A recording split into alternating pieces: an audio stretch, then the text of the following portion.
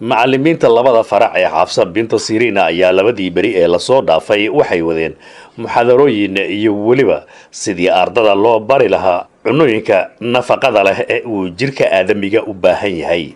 farxiya Sheekh Xasan Ashkir oo kamida muassasaadka Xafsa binta Siriina isla markaana ah madaxa faraca labaad ee maxadka Xafsa binta Siriina ayaa idaacada midnimo uga warantay kulankooda waxa uu ku saabsanaa. alxamdulillah waxaan barnaamij baan bilownay dowladda la dhaho oo in la gabdhaha la tarbiyeeyo macadku saad ogtihiin waa laba qaybood oo maamooyinka waaweyn ee reeraha la iyo gabdho marka waayahan dambe waxaan ugu soo badatay dhalinyaradii khaasatan gabdhaha high school ka dhigta iskuulka dhiganaya ugu soo batay marka waxaan rabnaa gabdhahaas inaan kobcino oon si gooni ah u diyaarino dhalinyarada marka barnaamijkan saasaan u qabanay dowladan shalay iyo maanta ahayd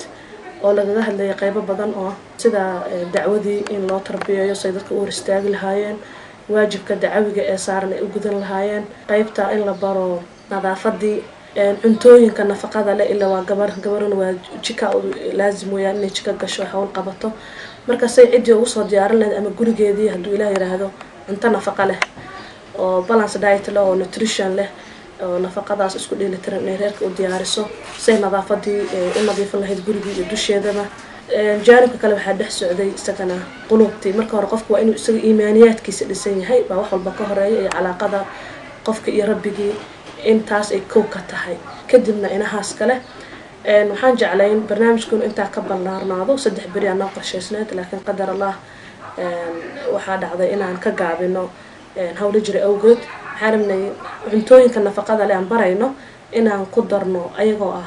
la tusaayo oo tadbiiq ah inaan tusno. sidoo kale hablihii halka isugu yimid ayaa ii sharaxay waxyaabaha ay ka faa'iideen kulankooda socday labada cisho iyo waxyaabaha ay ka barteenba. والله لبدان بري waxyaabo badan baan faa'iideysanay sida shaloo kale waxaan faa'iideysanay sida qalbiga loo nadiifiyo loo dahiro sida looga qayb qaato sida qalbiga haduu maxal jiray ka dhinto kale loo soo nooleeyo noocyada qalbiga uu kala baxo sida dacwada looga qayb qaato sida diinta kor loogu qaado waxyaabo badan aan faa'iideysanay maanta kale waxaan faa'iideysanay waxyaabaha jirkeena iyo nafteena muhiim u ah sida cuntooyinka kale sida asugu dheelitiri lahayd ilaan jirku wuxuu u baahan yahay cuntooyin kala duwan oo noocyo badan leh sida marka isugu dheelitir lahayd borotiin haday ahaan lahayd haday fitamiinka ahaan lahayd haday carbohydrate ahaan lahayd sida marka isugu dheelitir lahayd jirkaaga yaa maanta faa'iideysan ma sha Allah waxyaalo badan aan faa'iideysanay waxa kamid ah sidii in la baro sidii nafta loo dahiro qaybaha qalbiga ee u kala baxaan inay jiraan marid iyo saliim intaas aan la baray iyo sidii dacwada aan uga qayb qaadan lahayn. mas'uuliyiinta Xafsa binta Siriina ayaa si wanaagsan u ilaalinaya awaamirta wasaaradda caafimaadka dalka intuu socday kulankooda xilli la sheegayo in kiisaska coronavirus ee magaalada Garissa sare u kac laga dareemayo.